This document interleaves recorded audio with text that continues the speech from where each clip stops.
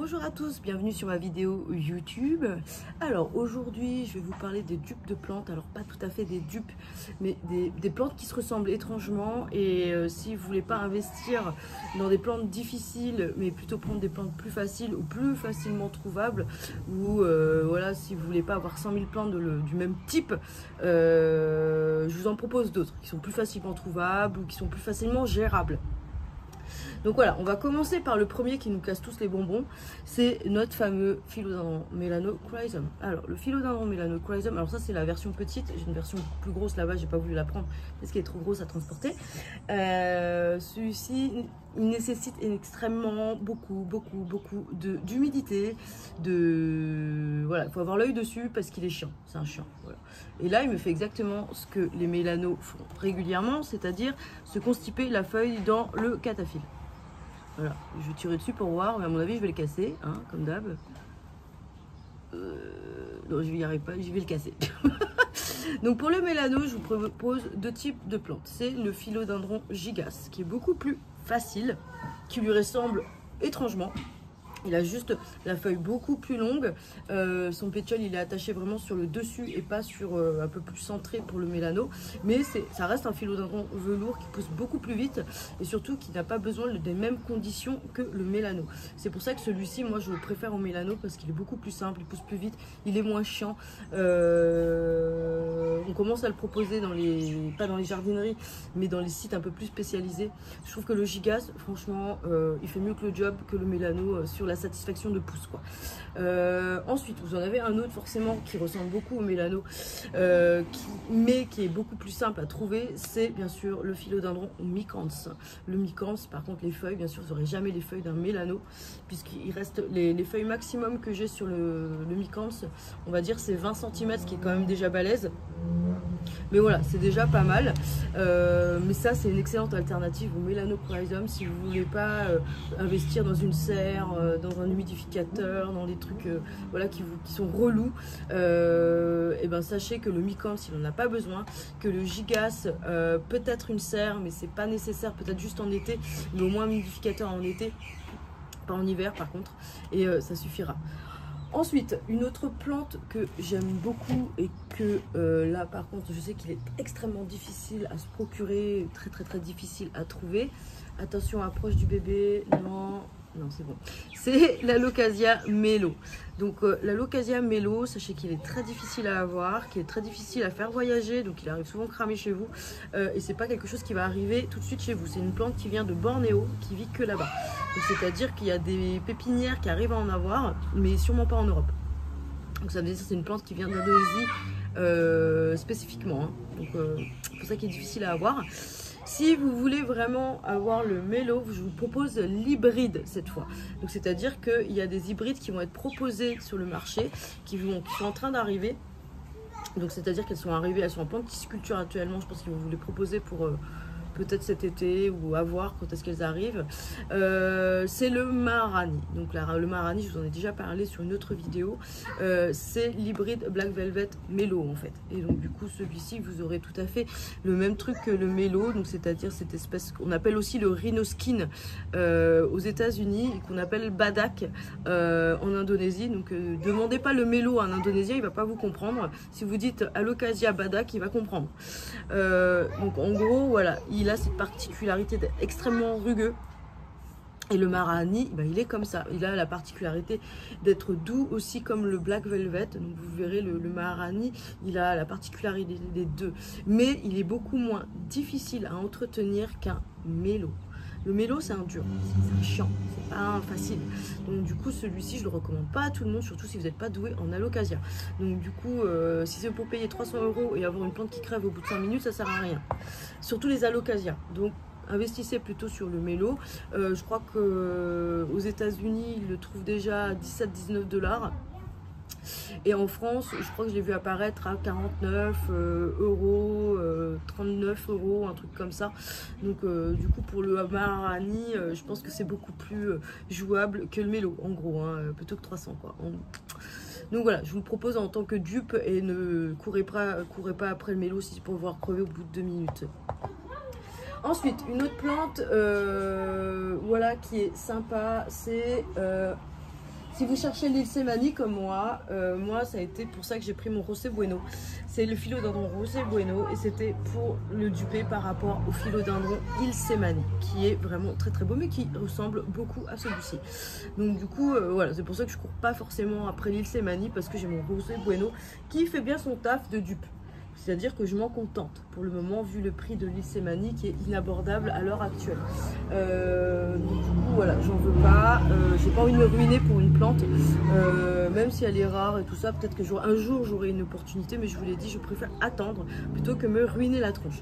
Donc le Rosé Bueno fait partie de ces plantes dupes que j'adore, que j'aime beaucoup et qui ont tout à fait le pattern d'un Ilse Mani. Donc du coup voilà, je m'en contente et ça me va très très très bien. Ensuite, une autre plante que je voulais acquérir qui était le caramel marble. Ça fait longtemps que je le veux. Par contre, son prix, il est exorbitant. Donc du coup, c'est non, c'est niette. Et je me contente de mon petit Ring of Fire. Le petit Ring of Fire. Alors, celui-ci, il est pas facilement... Il est beaucoup plus trouvable qu'un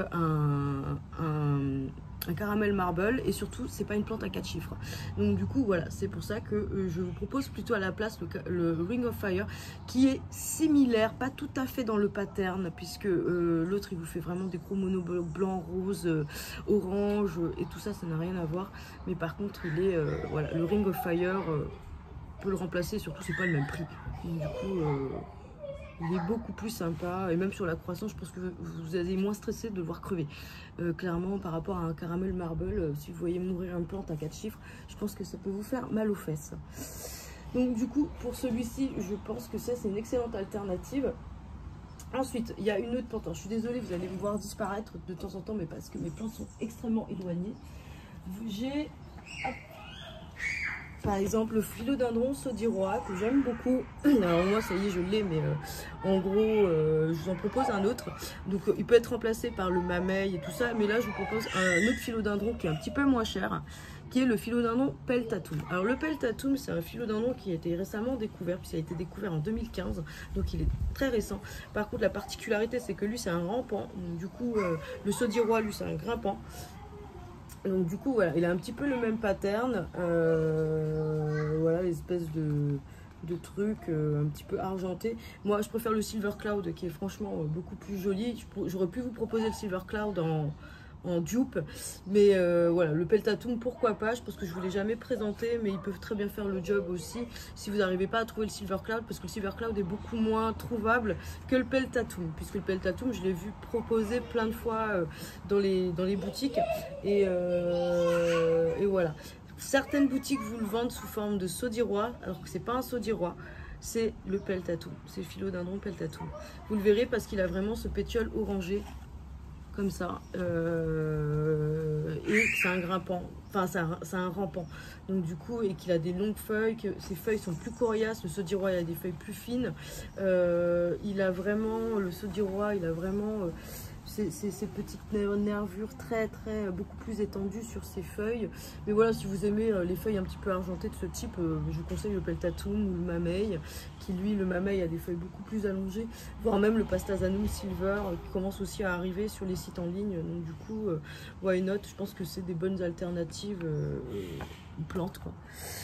Ensuite, alors là par contre vous allez peut-être râler, mais je pense que vraiment pour ceux qui n'arrivent pas à trouver une Monstera albo variegata, ou qui vraiment ont peur de voir les parties brunes noircir, ou qui galèrent avec les Monstera, je vous propose de le remplacer par un syngonium.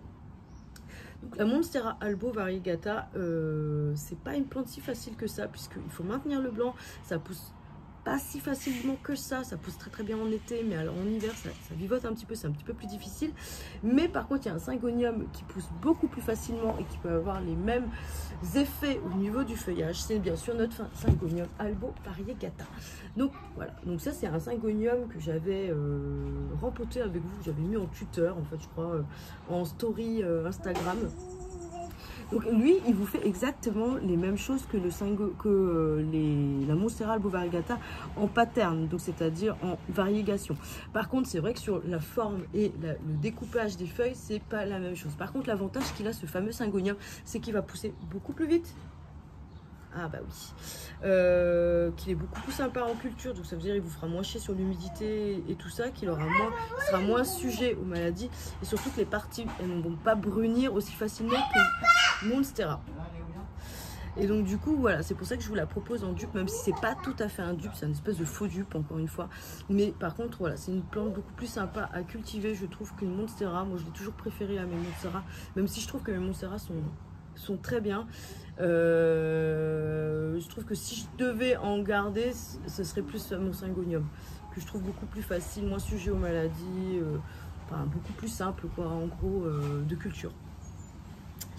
Et ensuite, je vais vous proposer une dernière plante. Je ne peux pas vous faire une tonne de plantes non plus, parce que je ne peux pas vous faire une vidéo d'1 heure. Je pense que là, je vous en ai proposé quand même pas mal. C'est notre fameux philodendron El Chocorède. Alors, le philodendron El Chocorède, le voici. Donc, lui, en fait, on l'a longtemps confondu avec un verrucosum. Donc en fait il a une feuille très très veloutée, il a le derrière rouge. Alors sachez que le rouge il a tendance à le perdre. Donc c'est à dire que lorsque je me suis renseignée, j'ai un petit peu cherché partout parce que je ne comprenais pas, on en parle très très peu du El Chocorède, mais je vous en parlerai spécifiquement une autre fois. Mais sachez que voilà, le derrière vert comme ça c'est normal en fait. C'est tout simplement parce que lorsque ces feuilles atteignent une certaine taille, il perd le rouge. Ah, ça va en décevoir certains, je sais. Mais c'est normal. Ça reste un philodendron El Chocorède. Mais par contre, voilà, il perd son rouge. C'est con, hein. Et moi, au début, comme d'autres, je pensais que c'était une autre espèce de philodendron. Puis en fait, pas du tout. Voilà, je me suis bien renseignée. Et en fait, au-delà de 20-30 cm, je crois que c'est 30, le rouge disparaît. Alors que ça reste un El Chocorède. Donc, adulte comme ça, plus de rouge derrière, mais c'est un El Chocorède. Donc voilà, pour ce philodendron, je vous propose par le remplacement d'un verrucosum simple. C'est-à-dire que si vous n'y arrivez pas avec votre verrucosum, qui est quand même beaucoup plus facile à trouver, qui est tout aussi beau, lui aussi il a le derrière qui est rouge, sauf que lui il est beaucoup plus, il a des nervures un petit peu plus marquées. Mais il est aussi beau qu'un El Choco, je vous assure. Ils n'ont rien à s'envier l'un l'autre. C'est juste sur l'espèce, bien sûr, c'est des espèces différentes. Enfin, c'est des variétés différentes. Mais je vous conseille vivement, avant de vous lancer dans le El Chocorède, de vous familiariser avec un verrucosum.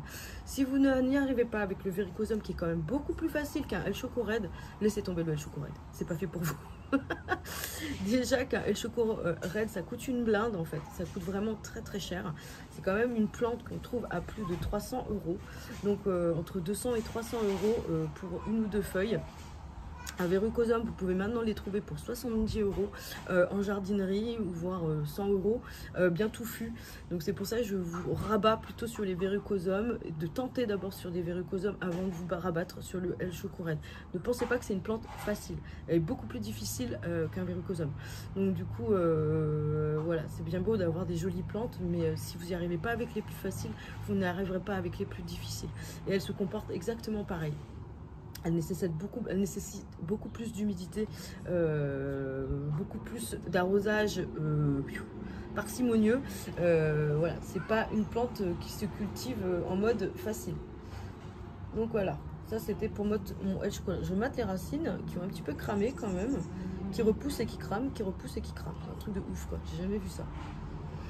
Donc voilà, ça c'était pour notre fameux El Chocorède. Et c'était le dernier que j'avais à vous proposer. Il y en a bien sûr d'autres que je pourrais vous présenter.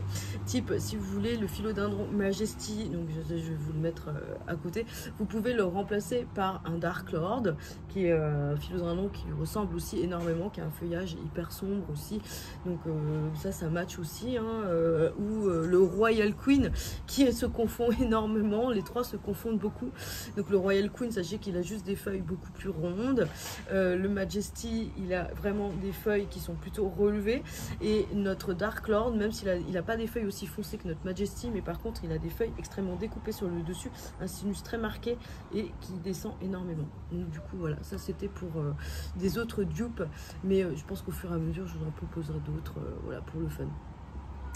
Sur ce, je vous dis à bientôt pour la prochaine vidéo YouTube.